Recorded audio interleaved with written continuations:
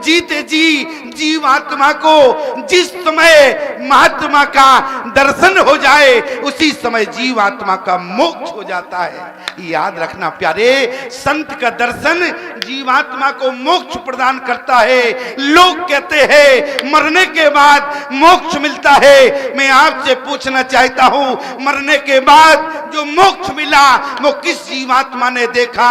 याद रखना, मरने के बाद जीवात्मा को मोक्ष नहीं बल्कि रामचरितमानस का सिद्धांत कहता है मरने के बाद नहीं बल्कि जीते जी। रामचरितमानस का सिद्धांत कहता है व्यक्ति को जब महात्मा का दर्शन हो जाता है उसी समय जीवात्मा का मोक्ष हो जाता है। इसलिए प्यारे, संत का दर्शन सामान्य नहीं है। ईमानदारी से बताना, संत का दर्शन क्या सामान्य है? भोले सुत दारा लक्ष्मी अरे सबके घर में हो, और संत मिलन और हरि कथा और तुलसी दुर्लभ दो। इसलिए राम जी ने क्या कहा? बोले मुनिगण मिलन विशेष बन, महात्माओं का दर्शन होगा इसलिए मुनिगण मिलन विशेष बन, और सबई भांति हित मोर, तय मैं पितु आयुष बहुर सम्मत जननी। तो महात्मा का दर्शन जीवन में मोक्ष प्रदान करता है। संत का दर्शन सामान्य नहीं होता प्यारे। संत के दर्शन का और महत्व बताएं। एक गांव में संत जी पधारे। गांव का प्रत्येक व्यक्ति गया, बोले महात्मा जी आपको हमारे घर भोजन के लिए पधारना है। महात्मा ने कहा कि हम किसी के यहाँ भोजन नहीं करते। बोले अच्छा? बोले हम उसके यहाँ भोजन करते हैं जिसने जीवन में कम से कम एक बार भी यज्ञ किया हो, हम जीवन में उसके यहाँ भोजन करते हैं। गांव वालों ने कहा आज तक गांव में यज्ञ हुआ नहीं है। जब गांव में यज्ञ नहीं हुआ तो यज्ञ का फल कहां से मिलेगा? बोले हम तो कभी यज्ञ किया ही नहीं आज तक। महात्मा बोले जब यज्ञ नहीं किया तो भाग जाओ यहाँ से, हम भोजन नहीं करेंगे। अच्छा, एक बहू पढ़ी लिखी थी, होशियार थी। पढ़ी लिखी का मतलब ये नहीं था कि MBBS किए हुए थे। पढ़ी लिखी का मतलब ये नहीं था कि डॉक्टरी पढ़ी थी। पढ़ी लिखी का मतलब ये है उसने धर्म शास्त्र पढ़े थे।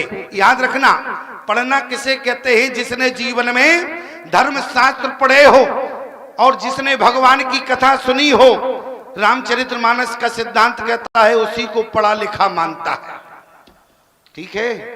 और याद रखना प्यारे, एक बहू पढ़ी लिखी थी तो जैसे ही ससुर ने कहा बोले महात्मा जी निमंत्रण में नहीं आएंगे। बहू बोली क्यों नहीं आएंगे? क्योंकि महात्मा ने कहा है जिसने जीवन में एक बार यज्ञ किया हो।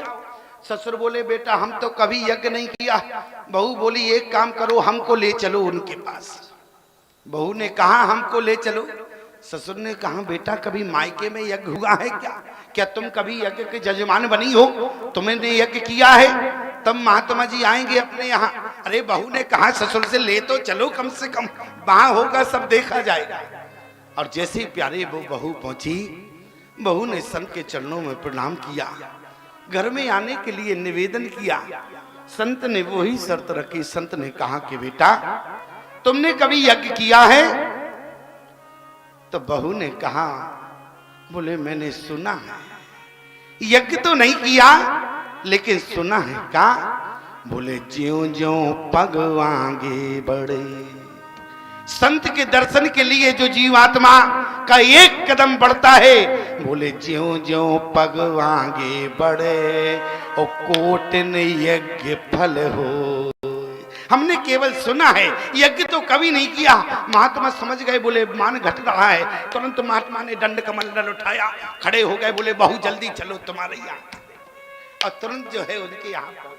ईमानदारी से बताओ, पढ़ा लिखा इसको मानते हैं, किसको मानोगे? अरे जिसने धर्म शास्त्र पढ़ा होगा, जिसने धर्म शास्त्र सुना होगा, वही तो पढ़ा लिखा माना जाएगा। और याद रखना प्यारे, जो जीवन में रामचरितमानस पढ़ता है प्यारे, जो जिसके घर में रामचरितमानस को बांचा जाता है प्यारे, उनके घर में जीवन में कभी संकट नहीं आता। ऐसा रामचरितमानस का फल है। बोले याग बल की मुनि परम विवेकी और भरद्वाज राखे पद टेकी। रोक लिया क्या?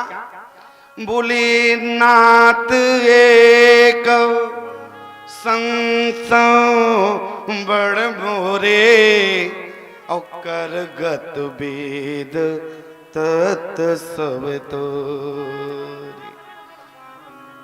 आज भरद्वाज मुनि ने कहा याज्ञवल्क्य जी से एक संशय है। किस बात का?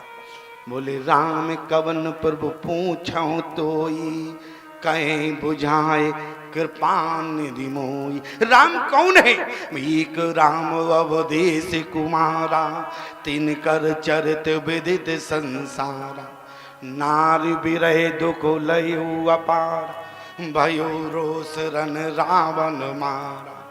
प्रभु सोई राम किया परि को और जाए जपत ते पुरार। पूछ रहे हैं बोले राम कौन है? जिस राम का चिंतन और भजन स्वयं शंकर भगवान करते हैं। या एक राम अवधेश कुमारा तिन कर चरित विदित संसारा।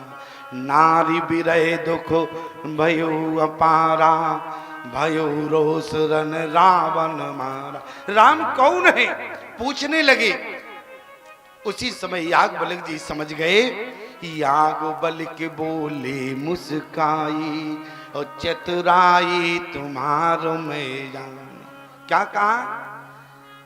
मैं समझ गया तुम क्या सुनना चाहते हो। बोले चाहूं सुनाई। अरे राम गुण गुणा इसलिए कीन्यो प्रश्न मनो अति मोह। उसी समय याज्ञवल्क्य जी समझ गए। इसलिए तात सुनो सादर मन लाई और कयो राम की कथा सुना। आज भरद्वाज मुनि से याज्ञवल्क्य जी ने कहा कि मैं समझ गया कि तुम रामचरित सुनना चाहते और विचार करना। प्यारे यहाँ रामचरित सुनाने की बात हो रही, सुनने और सुनाने की बात। राम के बारे में प्रश्न खड़ा हुआ लेकिन सुना क्या रहे हैं? एक बार त्रेता जुग माई। एक बार त्रेता जुग माई।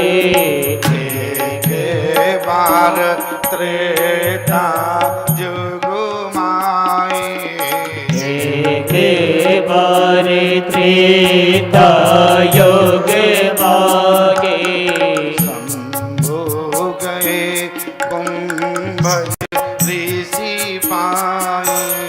शंभु गए कुंभज ऋषि पाए। शंभु गए कुंभज ऋषि पाए। शंभु गए कुंभज ऋषि पाए। संग सती जग जननी भवानी। सती जग जननी भवानी।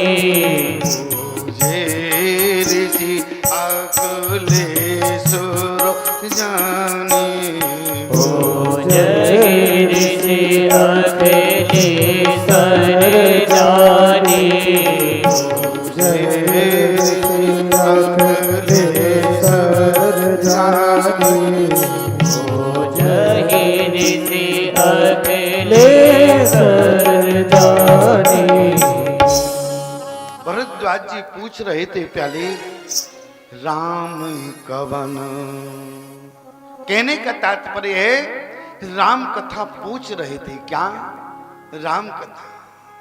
और याद रखना प्यारे रामचरितमानस साधारण नहीं है। यदि रामचरितमानस को जिस समय हम देखते हैं प्यारे, रामचरितमानस का सिद्धांत हमको परिवार में रहने का तरीका सिखाता। किस तरीके से पिता पुत्र के संबंध होना चाहिए। किस तरीके से पति पत्नी के बीच में संबंध होना चाहिए, आज परिवार के बीच में कितना प्रेम होना चाहिए।